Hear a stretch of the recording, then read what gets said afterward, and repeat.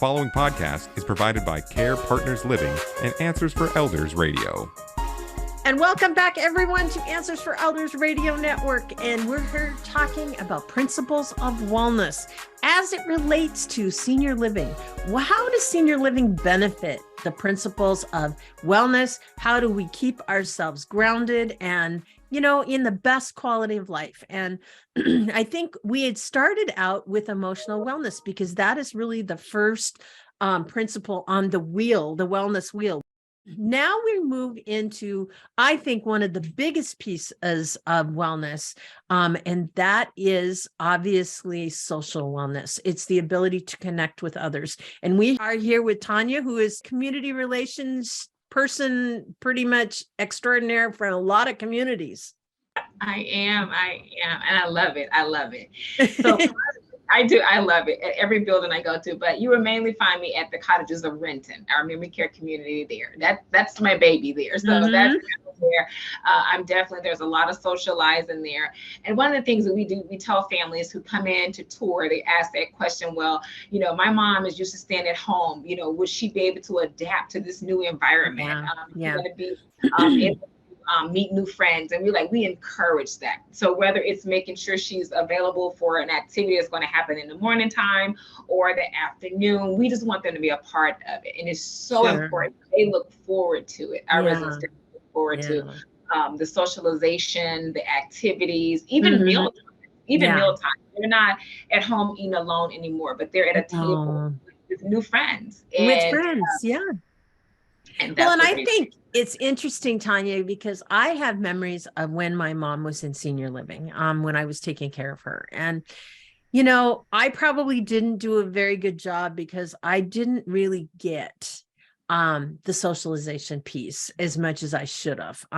Now I look back on it and I realize, the events that she invited me to, it was really important for me to share, the Valentine's Day dinner and they had a Hawaiian party and they had an anniversary party and they did a chocolate fountain. And there was all these different things that she was so excited about. She got to, she wanted to have a Hawaiian muumuu, like kaftan, because they were doing a Hawaii party. So we had to go find her something to wear. And I didn't really get it, and I didn't spend a lot of time realizing it. And yet, now that I look back on it, those were the times that she smiled the most. She loved it, and she was able to connect with people on a positive way. And it was important also for her to share that with me, her daughter, to say, these are the people that bring me joy. And I think as a daughter of a senior, a lot of us, I don't think really give that social piece the credit that it is due. That's why I really wanted to bring that out, because I think it's important. Tonya, have you find that a lot with others? I do. I really do. I found him a lot. Even our family I was meeting with yesterday, he felt guilty. It was interesting was he ran a senior day program. So he was like, I was perfect on my job with this, but as it relates to my mom, he says, I'm struggling with this, Tonya. How can it possibly be? And I said, it's okay. And I said, we're here to support you as well. So sometimes the loved one needs support as well, because they feel guilty or they feel I'm not doing enough. And I'm like, you're doing just fine. And first of all, you're actually seeking help. So that makes realize you do love your mom and you want the best for her.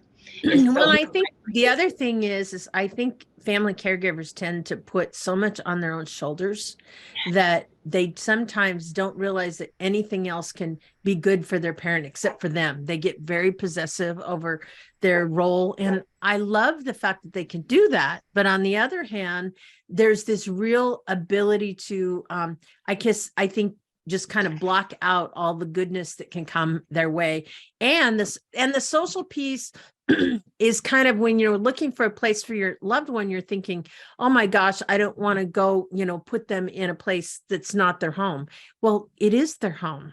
It becomes this wonderful community that, embraces them, and they have, can connect hobbies and things in common. And that's the thing that I think that is really exciting. Yeah, that's important. What I do, I always tell families, I said, your parents' room, your mom or your dad, their room created based on their personality. If they're an Elvis fan, put up Elvis memorabilia. If they like cats, find pictures of cat, whatever it is, but create their space to be a very familiar place for them, something that they love, something that they can definitely relate to when they walk into the room. Because I encourage families, set your family members' room up before they come in. Mm-hmm. We don't want boxes and unmade beds up. No, we want them to walk into a warm, inviting room. And that definitely helps them to say, oh, this is mine. Oh, that's a picture of me and my spouse over there in the corner. So we definitely want them to add those special touches. Bring a special blanket, whatever it is that that's going to put an extra smile on their face, bring it. I also notice how you acknowledge veterans. And I think that's a big piece. And it's definitely, yes, it's in a way it's occupational wellness, but I think it's even more, it's that recognition. It's what you have done. And I would almost put that recognition piece in the social wellness. It's the fact that that the world recognizes the things that I've done. And you guys do such a good job at, honoring those who have served in our military and our veterans. That is a big thing because they have made huge sacrifices. Sacrifices. And a lot of our veterans, they like to wear their hats. So absolutely. We're reminded, they're letting us know, hey, I served for us. And so it's just always a warm feeling though.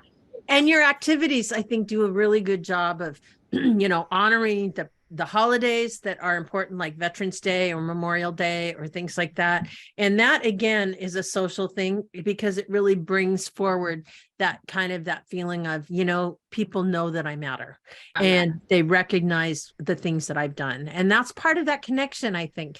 It's knowing that, wherever your loved one decides to live in their later years, that they're going to be in a community that is going to recognize them, that's going to want to connect with them, to be present with them in what's happening. But I think it's also that element of just the recognition of compassion of, the journey that they're on, which everybody's different. Yeah. And giving them a feeling of belong. And that even applies to seniors that are have Alzheimer's. And that's something that we definitely look at. So obviously, Tonya, you guys are doing a special, and I know that Venetia mentioned it earlier, but tell us a little bit about your move-in special right now.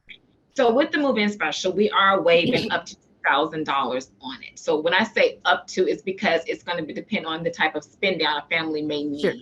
And that's what we do offer here at CarePartners. We understand everyone may not have private funds to last them 3 or 4 years. And so we want to work with families who says, you know what, Tonya, we just don't have that. We do have 2 years, or we do have, 18 months. We try to work with everyone, Suzanne, because I know you do.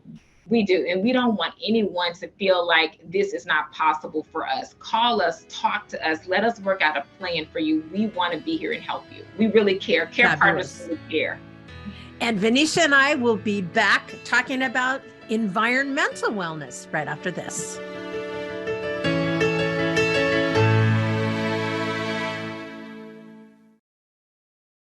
The preceding podcast was provided by CarePartners Living and Answers for Elders Radio.